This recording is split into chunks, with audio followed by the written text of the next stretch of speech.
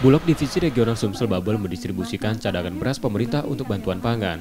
Beras kelas medium ini diberikan dalam kemasan 10 kg untuk tiap kepala keluarga. Di Sumatera Selatan, ada 565.414 keluarga yang akan menerima beras ini dengan jumlah total 5.600 ton. Khusus Kota Palembang, 71.882 keluarga penerima bantuan dengan beras disalurkan sebanyak 718 ton. Para penerima merupakan masyarakat miskin yang tercatat dalam data terpadu kesejahteraan sosial. Bulog Sumsel menargetkan penyaluran untuk kota bulan Maret dapat selesai sebelum Lebaran. Selanjutnya pihaknya akan melanjutkan penyaluran untuk April dan Mei. Akan kami salurkan untuk alokasi bulan Maret dan harapannya dapat kami selesaikan penyalurannya paling lambat ya sebelum Lebaran. Nah, harapannya ini dapat membantu masyarakat.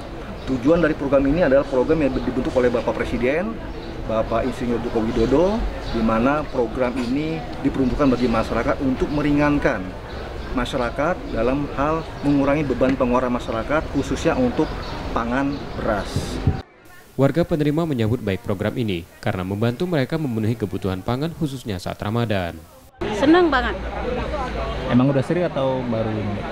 Ya kalau di sini ya baru sekali ini. Kalau di luar PKH ya sering. Kita udah sering. Untuk sehari-hari makan. Ini untuk kebutuhan bulan puasa juga, Bu? Oke, iya memang. Bisa.